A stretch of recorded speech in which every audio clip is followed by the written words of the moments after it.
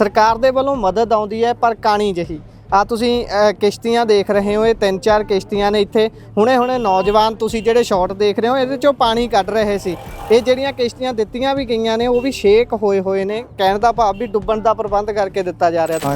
ਇਹ ਸਰਕਾਰੀ ਕਿਸ਼ਤੀਆਂ ਨੇ ਜੀ? ਹਾਂਜੀ, ਇਹ ਸਰਕਾਰੀ ਕਿਸ਼ਤੀਆਂ। ਤੇ ਇਹ ਚੋਂ ਹੁਣੇ ਮੁੰਡੇ ਪਾਣੀ ਕੱਢ ਰਹੇ ਸੀ, ਇਹ ਠੀਕ ਨਹੀਂ ਕਿਸ਼ਤੀਆਂ? ਨਾ, ਬੇਕਾਰ, ਬਿਲਕੁਲ ਬੇਕਾਰ। ਫਿਰ ਤੁਹਾਨੂੰ ਦੇਤੀਆਂ, ਤੁਸੀਂ ਇਹਨਾਂ 'ਚ ਕਰ ਰਹੇ ਹੋ ਸਫ਼ਰ? ਲੈ ਕੇ ਆਇਆ ਇਸ ਤਰ੍ਹਾਂ ਪਾਣੀ ਕੱਢਦੇ ਹੀ ਆਏ ਉੱਥੋਂ ਹੀ। 80 ਸਾਲ ਹੋ ਗਏ ਨੇ ਦੇਸ਼ ਨੂੰ ਆਜ਼ਾਦ ਹੋਇਆ, ਝੰਡੇ ਚਲਾਏ ਜਾ ਰਹੇ ਨੇ, ਪਰ ਧਰਾਤਲ ਤੇ ਹਾਲਾਤ ਇਹ ਨੇ ਕਿ ਹਰ 1.5-2 ਸਾਲ ਬਾਅਦ ਮੁੜ ਤੋਂ ਪਾਣੀ ਆ ਜਾਂਦਾ ਹੈ। ਪਰ ਸਰਕਾਰ ਦੇ ਪ੍ਰਬੰਧ ਪਿਛਲੀ ਵਾਰ ਨਾਲੋਂ ਵੀ ਘਟੀਆ ਹੁੰਦੇ ਨੇ। ਲੋਕ ਉਸੇ ਤਰੀਕੇ ਦੇ ਨਾਲ ਖੱਜਲ ਹੁੰਦੇ ਨੇ, ਉਹਨਾਂ ਨੂੰ ਬਾਹਰ ਕੱਢਣ ਦੇ ਲਈ ਆਮ ਲੋਕ ਹੀ ਅੱਗੇ ਆਉਂਦੇ ਨੇ, ਸਰਕਾਰ ਦੇ ਹਮੇਸ਼ਾ ਹੱਥ ਖੜੇ ਨਜ਼ਰ ਆਉਂਦੇ ਨੇ।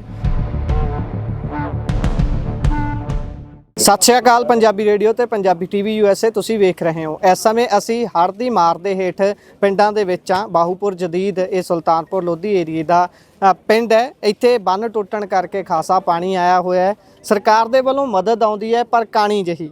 ਆ ਤੁਸੀਂ ਕਿਸ਼ਤੀਆਂ ਦੇਖ ਰਹੇ ਹੋ, ਇਹ 3-4 ਕਿਸ਼ਤੀਆਂ ਨੇ ਇੱਥੇ। ਹੁਣੇ ਨੌਜਵਾਨ ਤੁਸੀਂ ਜਿਹੜੇ ਸ਼ਾਟ ਦੇਖ ਰਹੇ ਹੋ ਇਹਦੇ ਚੋਂ ਪਾਣੀ ਕੱਢ ਰਹੇ ਸੀ। ਇਹ ਜਿਹੜੀਆਂ ਕਿਸ਼ਤੀਆਂ ਦਿੱਤੀਆਂ ਵੀ ਗਈਆਂ ਨੇ ਉਹ ਵੀ ਸ਼ੇਕ ਹੋਏ ਨੇ, ਕਹਿਣ ਦਾ ਭਾਵ ਵੀ ਡੁੱਬਣ ਦਾ ਪ੍ਰਬੰਧ ਕਰਕੇ ਦਿੱਤਾ ਜਾ ਰਿਹਾ। ਤੁਹਾਡਾ ਪਿੰਡ ਕਿਹੜਾ ਜੀ? ਸਾਡਾ ਪਿੰਡ ਮਹੰਦਾਬਾਦ। ਅੱਛਾ ਜੀ। ਇਹ ਸਰਕਾਰੀ ਕਿਸ਼ਤੀਆਂ ਨੇ ਜੀ? ਹਾਂਜੀ, ਇਹ ਸਰਕਾਰੀ ਕਿਸ਼ਤੀਆਂ। ਤੇ ਇਹ ਚੋਂ ਹੁਣੇ ਮੁੰਡੇ ਪਾਣੀ ਕੱਢ ਰਹੇ ਸੀ, ਇਹ ਠੀਕ ਨਹੀਂ ਕਿਸ਼ਤੀਆਂ? ਨਾ, ਬੇਕਾਰ, ਬਿਲਕੁਲ ਬੇਕਾਰ। ਫਿਰ ਤੁਹਾਨੂੰ ਦੇਤੀਆਂ, ਤੁਸੀਂ ਇਹਨਾਂ 'ਚ ਕਰ ਰਹੇ ਹੋ ਸਫ਼ਰ? ਲੈ ਕੇ ਆਇਆ ਇਸ ਤਰ੍ਹਾਂ ਪਾਣੀ ਕੱਢਦੇ ਹੀ ਆਏ ਉੱਥੋਂ ਹੀ। ਕੱਢਦੇ ਹੀ ਆਏ? ਹਾਂ, ਇਹ ਤਾਂ 2 ਜਣੇ ਪਾਣੀ ਕੱਢਦੇ ਆ। ਤੇ ਸਰਕਾਰ ਤਾਂ ਕਹੂਗੀ ਅਸੀਂ ਤਾਂ ਬਹੁਤ ਵਧੀਆ ਮਦਦ ਕਰ ਰਹੇ ਹਾਂ, ਫਿਰ ਐਂ ਦੀ ਮਦਦ ਕਰ ਰਹੇ? ਇਹੋ ਮੈਂ ਤੁਹਾਡੇ ਵੇਖਣ ਜੂਗਾ, ਅੱਜ ਤੋਂ ਤੁਹਾਡੇ ਸਾਹਮਣੇ ਵੇਖੋ।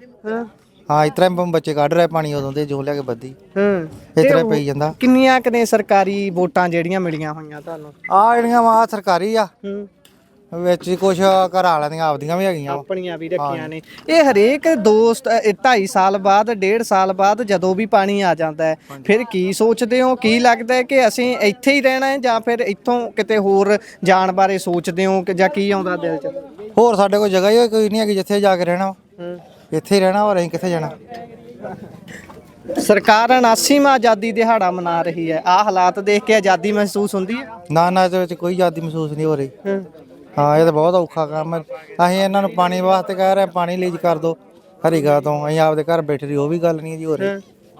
ਅੱਛਾ ਜੀ। ਹਾਂਜੀ, ਕੁਝ ਨਹੀਂ ਕਰ ਰਹੇ? ਨਹੀਂ, ਕੁਝ ਨਹੀਂ ਕਰ ਰਹੇ। ਸੋ ਇਹ ਹਾਲਾਤ ਨੇ ਇਸ ਸਮੇਂ ਧਰਾਤਲ ਦੇ ਉੱਪਰ। ਇਹ ਸਰਕਾਰੀ ਵੋਟਸ ਨੇ ਜਿਹੜੀਆਂ ਤੁਸੀਂ ਦੇਖ ਰਹੇ ਹੋ, ਇਹਨਾਂ ਦੇ ਵਿੱਚੋਂ ਵੀ ਡੱਬਿਆਂ ਦੇ ਨਾਲ ਪਾਣੀ ਕੱਢਣਾ ਪੈ ਰਿਹਾ ਹੈ। ਠੀਕ ਹੈ, ਮਦਦ ਹੈ ਪਰ ਮਦਦ ਪੂਰਨ ਤੌਰ ਤੇ ਨਹੀਂ ਹੈ, ਉਹਦੇ ਵਿੱਚ ਵੀ ਪਾਣੀ ਭਰ ਰਿਹਾ ਹੈ। ਹੋਰ ਵੀ ਇੱਥੇ ਖਾਲਸਾ ਏਡ ਵਰਗੀਆਂ ਸੰਸਥਾਵਾਂ ਲੱਗੀਆਂ ਹੋਈਆਂ ਨੇ। ਹੁਣ ਸੀਚੇਵਾਲ ਸਾਹਿਬ ਜਿਹੜੇ MP ਨੇ, ਰਾਜ ਸਭਾ ਮੈਂਬਰ ਨੇ, ਉਹ ਗੱਡੀ ਦੇ ਵਿੱਚ ਵੋਟ ਦੇ ਵਿੱਚ ਬੈਠ ਕੇ ਇੱਧਰ ਟਰੈਵਲ ਕਰਨ ਦੇ ਲਈ ਗਏ ਨੇ, ਦੇਖਣ ਦੇ ਲਈ ਗਏ ਨੇ। 16 ਤੋਂ 17 ਪਿੰਡ ਦੱਸੇ ਜਾ ਰਹੇ ਨੇ ਜਿਹੜੇ ਇਸ ਟਾਈਮ ਪਾਣੀ ਦੀ ਮਾਰ ਹੇਠ ਨੇ। ਉਹ ਦੇਖ ਸਕਦੇ ਹੋ ਕਿ ਕਿਸ ਤਰੀਕੇ ਦੇ ਨਾਲ ਬੱਚੇ ਆਪਣੇ ਕੰਮਾਂ ਦੇ ਲਈ ਵਿੱਚ ਵਾਪਸ ਜਾ ਰਹੇ ਨੇ।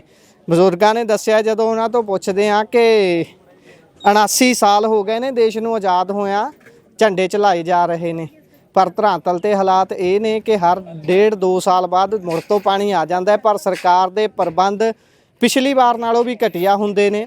ਲੋਕ ਉਸੇ ਤਰੀਕੇ ਦੇ ਨਾਲ ਖੱਜਲ ਹੁੰਦੇ ਨੇ, ਉਹਨਾਂ ਨੂੰ ਬਾਹਰ ਕੱਢਣ ਦੇ ਲਈ ਆਮ ਲੋਕ ਹੀ ਅੱਗੇ ਆਉਂਦੇ ਨੇ, ਸਰਕਾਰ ਦੇ ਹਮੇਸ਼ਾ ਹੱਥ ਖੜੇ ਨਜ਼ਰ ਆਉਂਦੇ ਨੇ।